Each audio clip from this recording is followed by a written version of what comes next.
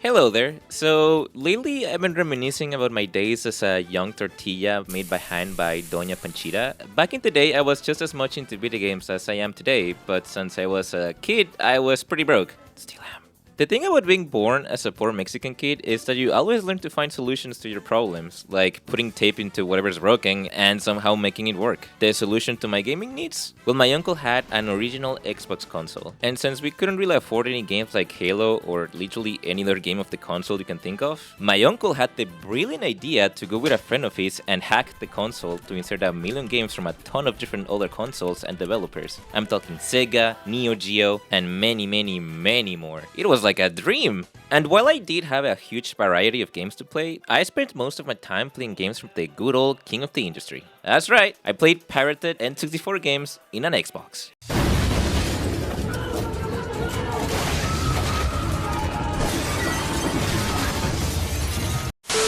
I spent a lot of time discovering not only the big hitters, but also the really shitty games. But I also found out what I would consider some of the hidden gems of the console, one of which is the subject of this video. Good old Chameleon Twist 2, baby! Let's roll!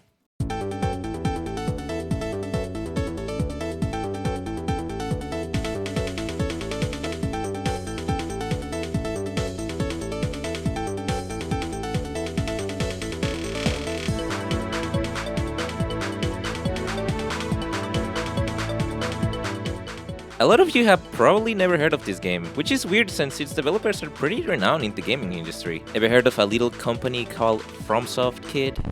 Wait, no, that can be right. Let me check that again. Oh, it's Sunsoft, not... Okay, that's my bad, I'm sorry. Well, let's see what they have here. They work on some Clock Tower games. I think people really like those. Oh, they made Waku Waku 7? Wait, I love that game. They also made Zero the Kamikaze Squirrel? Speedy Gonzalez in Los Gatos Bandidos. Jesus Christ! Where are we? Anyways, despite the weird titles under their name, trust me, this is a hidden gem of a game. So let's check it out, shall we? I've always loved this cat in the intro. It has no reason to be that smooth. And there it is! Wait, what's that? High voltage screaming action. Oh, just like Death by Electric Chair. Alright, seriously, I have no idea why that's in the title. It has nothing to do with the game. But yeah, as indicated by the massive number 2 there, this is a sequel to Chameleon Twist 1, which also launched on the N64. The first game is also pretty good, but I won't really talk about it here since I think Chameleon Twist 2 improves on every aspect presented by Chameleon Twist 1, which is exactly what you want from a sequel, so yeah. Maybe I will make a video on Chameleon Twist 1, but for now we'll just stick with this one. I do want to address the immediate difference both of these games have, which is the character design. Do you see this goofy little guy here? He's cute, right? He makes for an okay mascot, but you definitely can't tell me you saw this and immediately thought, oh wait, that's a chameleon right there. Well, let's just say they went with a different approach for the sequel.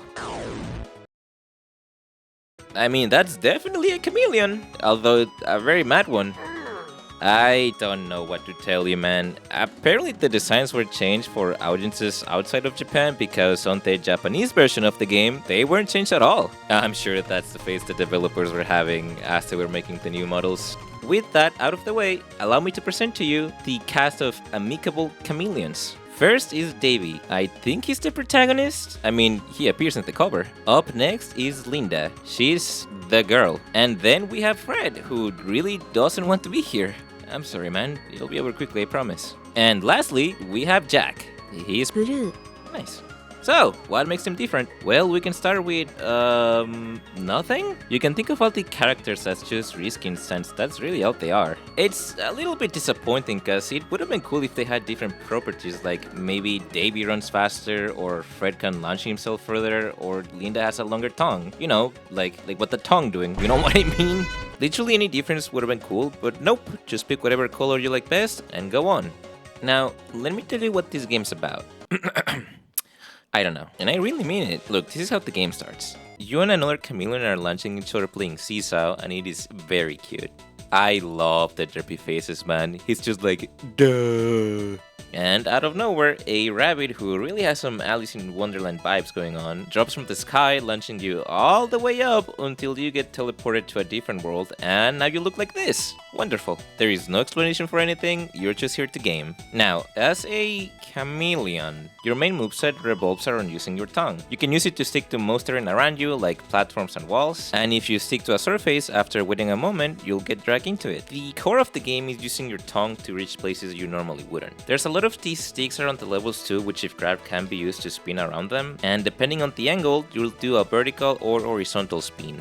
This is where the twist in Chameleon Twist comes from. The move you'll by far be using the most is the one that makes you go upwards, and you can actually use this move to catapult you forward if you time it well. The devs really like making places that you can only reach by using this. And I get it, the animation itself feels very satisfying, and in the moments where you do need to time it well to progress, it just feels really good to pull off. Especially the times where you have to launch yourself, stick to a surface, and follow it up with a jump, and then land where you want to get. It just feels great. You also have a parasol that slows down your descent while in midair, and I'm not gonna lie, excluding like 3 very specific parts that force you to use it, you don't need to use this move like at all. And I really think the game could have done just fine without it, since the moments where you are forced to use it are very slow. Like, you just slowly go down to the next platform, and there's no obstacles or enemies to dodge, so you just end up doing nothing while you wait to land. Waiting is a big issue in this game, but we'll get into that later.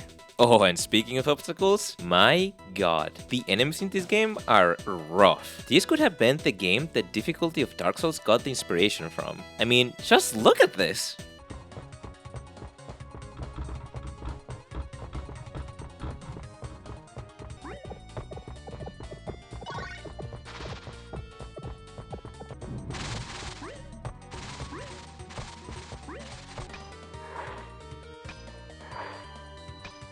Yeah, the enemies are non-existent in this game. There are very few instances where the game demands you to get rid of some enemies before being able to move forward, but other than that, you can literally pretend they're not even there and nothing would change. This is already bad on its own, but it's affected even more by the fact that the game has power-ups, and a lot of them are designed with enemies in mind. So let me explain. There's power-ups here and there through the levels, but when picked up, the power-up you will get will be chosen at random because I guess Mario Kart 64 was getting a lot of praise at the time, so why not? Using the word power-up feels wrong, by the way, because realistically there is only one that's good, and it's the one that makes you run faster. The other power-ups will make it so when you grab an enemy with your tongue and spit it, and yes, this is how you attack enemies, well, you just shoot more of them, which is useless since enemies already get one shot, so you don't really need to attack them more than once. There's another one that makes you invincible like a Mario Star, which would be extremely useful, but then again, you can't just blaze through everything in the level and take 0 damage anyways. This one makes your head bigger. It does nothing other than make the enemies just a bit bigger. Wow. All these power-ups suck. But it's even worse because not only can you not choose which one you get, but there is also a chance you'll get a debuff. These do things like making you slower, or shortening the distance of your tongue, or literally nothing. This is awful. There is no reason to pick this up. I remember that even when I was a kid playing this, I never bothered picking this up because not only are you probably not getting anything useful, but there's a chance of getting punished too. So just like my father does every year with me, we'll just pretend they don't exist. Let's talk about the levels now. Like in the first game, Chameleon Twist is a mission select type of game, consisting of 6 levels with different thematics. You have the ice one, the carnival one, the toy one, and of course you can't forget about the classic stage thematic of 1868's Edo's Japan. When I was a kid, I remember my favorite being the toy world, because of course it'd be. I was a baby. It even has this cute reference to Chameleon Twist 1. Generally speaking, I think thematically, most of these stages really hit. Each stage has at least one memorable segment about them, and the music, while not being anything out of this world, really fits each thematic. As how they're designed overall, oof. I mean, the levels are extremely linear and short. You can probably beat the game in around an hour, 30 minutes if you rush past all the enemies, each level lasting around 10 to 20 minutes each. And while the segments that make use of the movement mechanics are pretty fun, I realized that there is a lot of waiting in this game. Multiple times you'll find yourself waiting for a platform just so you can be able to progress through the stage a little bit more. Excessive waiting on my platformer? Oh hell no! The funny thing is, because the levels are super linear and short, there's a lot of checkpoints in a lot of places, and sometimes if you don't want to wait, you can just throw yourself into the void and you'll respawn into the next segment of the stage. I didn't even know this was a thing until I saw some speedrunners using this forbidden technique.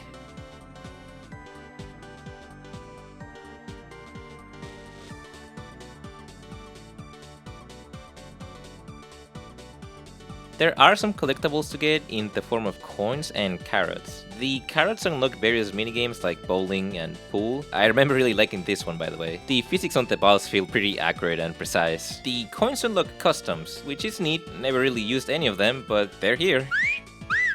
Once you reach the end of a stage, you'll have to do a boss fight, but they are very easy. And since your only way of attacking is picking up something and spitting it, it can get a bit boring if the fight takes longer than it is intended to. I'm looking at you, frog boss. But for the most part, I think they're pretty fun. Every boss has a way of getting you enemies to attack them with, and it can be pretty hectic when you're trying to pick them up without getting hit. And that's basically about it for Chameleon Twist 2. Like I said, it is a very short game. Look, I understand it's a 1998 game from a small studio that made fucking Speedy Gonzales in Los Gatos Bandidos. The quality of the game wasn't going to be the best, but I really think they had something special here.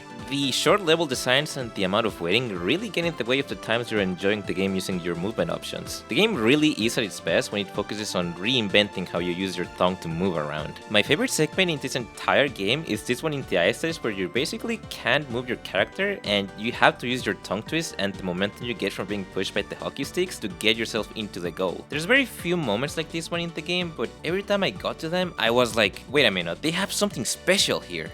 The game has some bonus stages that function as tutorials on the game's controls, and so they're strictly focused on pure platforming, and it is so good. And okay, it is a very easy game. It's rated E, and the platforming itself is not really that hard. But the way you platform and how you're constantly swinging around feels so nice that, like, what do you want from me? Every time I come back to this game, I can only think of all the unleashed potential it still has, and I wish there was a developer out there that could explore these mechanics in a more modern and polished way. If they had explored a couple more ways of using your movement options, I really think Sunsoft could have been the actual FromSoft of platformers. Alright, that's a little bit of a stretch. But if you're going to take one thing from this video, I hope that it is that this game is fun. It's short and sweet and with nice movement. I think it's worth your time. Again, it'll only take you around an hour to beat, so give it a try. Just keep in mind that nowadays, the only way to play this game is by using an emulator, so don't let Nintendo know or else they're going to— OH SHIT!